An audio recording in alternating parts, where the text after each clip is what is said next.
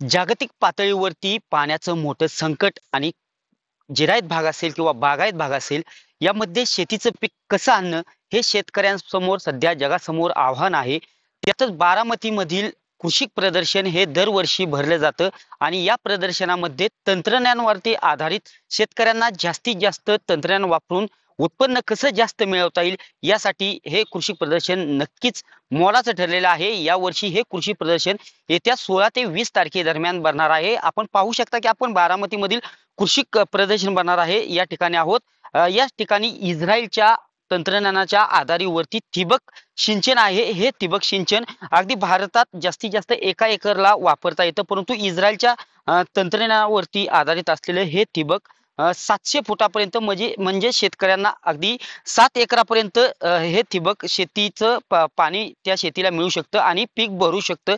हेच तंत्रज्ञान बारामतीतील कृषीमध्ये विकसित करण्यात आलेलं आहे आणि यावर्षी हे ठिबक सिंचन हे अगदी शेतकऱ्यांना कृषी प्रदर्शनामध्ये पाहावयास देखील मिळणार आहे. आपण या संदर्भातील अधिक माहिती जाणून घेण्यासाठी यामधील अगदी तज्ञ असलेले संतोष करंजे सर आहेत.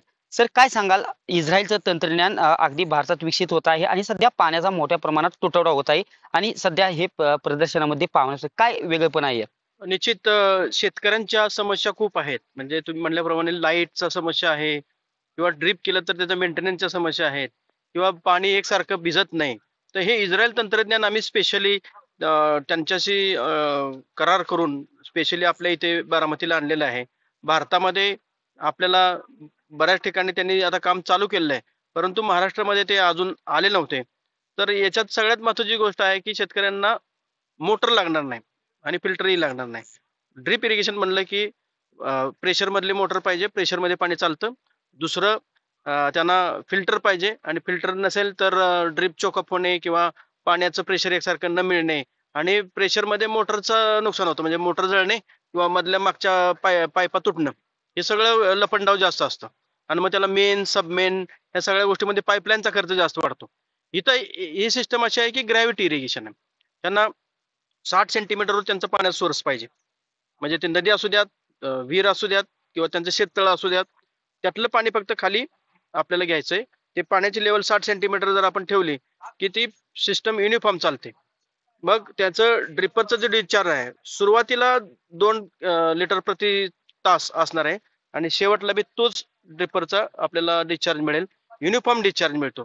इथं प्रेशर इरिगेशन नसल्यामुळं हे डिस्चार्ज युनिफॉर्म मिळतो आणि बऱ्याच अंशी शेतकऱ्यांना अशी समस्या राहील, की ह्याला प्रेशरच नाही चालत तर कसं? तर सगळ्यात महत्त्वाचं टेक्नॉलॉजी आहे ड्रिपरची डिझाइन. हे डिझाइनच असं केलं त्यांनी, की त्याचं पाणी जे आहे खालून वरती येतं आणि वरून खाली पडतं. मग महाराष्ट्रातील शेतकरी असतील हे मोठ्या प्रमाणात ठिबक करताना अगदी नदीचं पाणी असेल किंवा विहिरीचं पाणी असेल, बोरवेलचं पाणी असेल, हो. यामध्ये कुठेतरी क्षारचं प्रमाण जास्त आहे. त्यामुळे ठिबक करताना अगदी एका एकराचा ठिबक असला तरी त्यामध्ये त्या ठिबकचा कुठे ब्लॉकेज होणे अशा अनेक समस्यांना सामोरे सामोरं जावं लागतं. जावं लागतं. त्यामुळे कुठेतरी शेतकरी या ठिबक पासून बाजूला जाताना दिसत आहेत. केलं. परंतु हे तंत्रज्ञानामुळे पुन्हा शेतकरी कशा पद्धतीने या ठिबककडे पाहतील आणि आपलं पीक भरू. हां, निश्चित. कारण हा प्रश्न तुमचा अगदी महत्त्वाचा आहे. क्षारावर ड्रिप चालते, पण त्याला मग ॲसिड ट्रीटमेंट करावी लागते. इथं क्षार जरी असेल तरी हे चॉक होणार नाही आणि जर अगदीच वाटलं त्यांना की हे कुठेतरी चॉकअप होत आहे, तर नुसते ॲसिड ट्रीटमेंट त्या टाकीमध्ये टाकलं ॲसिड, तर ते क्षार त्यातून निघून जातात. पण दुसरी समस्या सगळ्यात महत्त्वाची आहे, की नदीच्या गाळावर किंवा शेवाळावर ड्रिप चालतच नाही. नदीच्या बाजूचे लोकं जे आहेत ते म्हणतात आमचं हे सिस्टम चालत नाही. त्यांच्यासाठी खरं तर ही पर्वणी आहे. त्यांनी हे जर लावलं तर ह्यांना कुठे फिल्टर चॉकअपचा प्रॉब्लेम नाही, शेवाळचा चॉकअप नाही. शेवाळ जर त्यात अडकलं तर 15 दिवसातनं एकदा ती फक्त जाळीवर काढली, साफ केली आणि पुन्हा टाकली, की लगेच सिस्टम चालते. इथं प्रेशर ड्रॉपचा विषय नाही. ते शेवाळमुळे जर थोडंसं नळी त्यांची बंद पडायला लागली, तर ते तिकडचं पाण्याची लेव्हल वाढते. पाणी त्या टाकीतनं बाहेर पडायला लागतं. ते फक्त त्यांच्यासाठी सिम्प्टम आहे, की ह्यात काहीतरी शेवाळ अडकलं. पण शेवाळ अगदी 15-15 दिवस जरी त्यात अडकलं तरी हे सिस्टम काही बंद पडत नाही. त्याची डिझाईनच स्पेशल त्यासाठी बनवली. असं एकंदरीत भारतामध्ये किंवा महाराष्ट्रात 1 एकर 2 एकर ह्या आसपास ठिबक केलं जातं आणि लाईटचा जास्तीत जास्त त्याला महत्व आहे. अनेक गोष्टींचा त्या ठिबकमध्ये अनेक गोष्टी त्यात शेतकऱ्यांचा खर्च आहे त्यात ऍड केला जातो. परंतु एकंदरीत आता जे इस्रायलचं आधारित हे तंत्रज्ञान आहे, किती एकरापर्यंत हे शेतकऱ्यांना उपलब्ध होईल जेणेकरून जास्तीत जास्त लाईटचा अपव्यय होणार नाही आणि शेतकऱ्यांना कमी खर्चात जास्त उत्पन्न मिळवता येईल? निश्चित. हे टेक्नॉलॉजी कृषी विज्ञान केंद्र बारामतीमध्ये शेतकऱ्यांना उपलब्ध होणार आहे.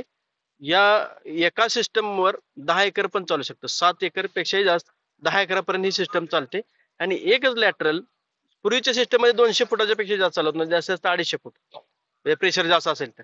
ही सिस्टम आपली 700-700 फुटापर्यंत चालते. फक्त उतारापासून ती लॅटरल चालली पाहिजे. चढापासून उताराकडे गेली पाहिजे.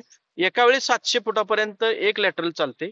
म्हणजे कमीत कमी पाईपलाईनमध्ये आपण 7 ते 10 एकर क्षेत्र एका वेळी कव्हर करू शकतो. हे अगोदर कुठल्याच इरिगेशन सिस्टममध्ये नाहीये. कृषीचं हे सर एकंदरीत 10वं वर्ष आहे. एकंदरीत कृषीमधील अनेक बाबी आहेत. तंत्रज्ञानावरती ऊस असेल हम्म. किंवा या आधीचा भोपळा असेल, वांगा असेल, अनेक तंत्रज्ञान घेऊन अगदी भारतात मोठ्या प्रमाणात लोक शेती करत आहेत. त्या पिकांमधून मोठं उत्पन्न घेत आहेत. आता हे ठिबक आता कृषीमध्येच तुम्ही म्हणता की उपलब्ध आहे. पहिल्यांदा यानंतर याचा जर शेतकऱ्यांना फायदा घ्यायचा असेल तर कशा पद्धतीने तुम्ही त्यांना ऑपॉर्च्युनिटी काय कसं देणार आहात? हे जे आहे हे ठिबक सिंचन आपण केबीके बारामती मार्फत शेतकऱ्यांच्या नोंद घेऊन ज्यांना आवश्यक आहे त्यांना पूर्ण जागेवर त्यांना इन्स्टॉल करून देणार आहे. त्यासाठी आम्ही सेपरेट यंत्रणा तयार केलेली आहे. ती यंत्रणा गावामध्ये जाऊन त्याचा सर्वे करून त्यांचं जे पीक आहे त्यानुसार डिझाईन करून ते सगळी सिस्टम लावून देणार आहेत. सर आणि त्याला अगदी- जोडून एक सर्रास शेतकऱ्यांना ठिबक किंवा तुषार सिंचन मध्ये कुठेतरी सबसिडी सरकार देत असतं. हं. यामध्ये कुठं तुमचा यासाठी काय प्रयत्न असणार आहे किंवा ऑलरेडी त्याला सबसिडी आहे? ड्रीपला तर सबसिडी आहेच आणि त्यासाठी ते कृषी विभागामार्फत अप्लाय करू शकतात. त्यामुळे सबसिडीचा विषय हा अगदी गौण आहे. ते शेतकऱ्यांना मिळणारच आहे. त्याच्यात त्यांना काही वेगळं कष्ट घ्यायची गरज नाही. पण हे सिस्टम पहिले जे ड्रीप इरिगेशन आहे त्याच्याच दरात इथं मिळते. पहिल्यापेक्षा याला जास्त चार्ज होईल असं काही नाही. अगदी जुनी जी सिस्टम आहे ते मिळणार आहे. पण तिकडे मेंटेनन्स जास्त आहे. इकडे मेंटेनन्स कमी आहे. लाईटची गरज नाही. अगदी ग्रॅव्हिटीवर चालणार आहे. त्यांनी पाण्यासाठी फक्त एक शेत उंचावर बांधलं तर त्याची सिस्टम ऑटोमॅटिक चालणार आहे.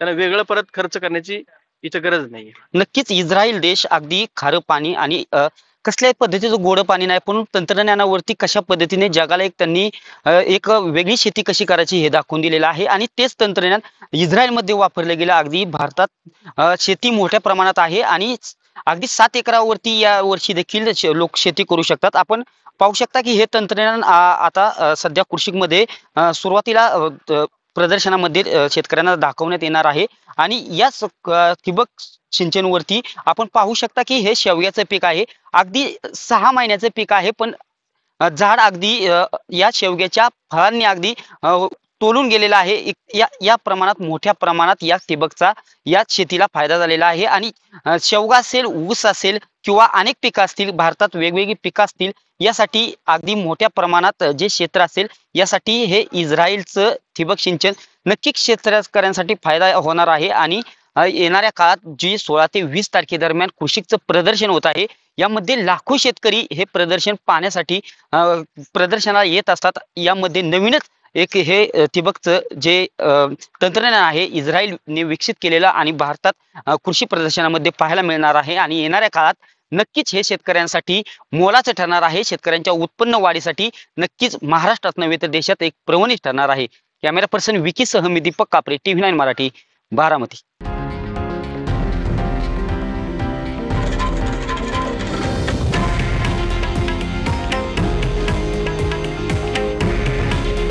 हे आहे देशातील नंबर 1 न्यूज नेटवर्क आणि आपण पाहत आहात TV9 मराठी. काळजी तुमची, हित महाराष्ट्राचं.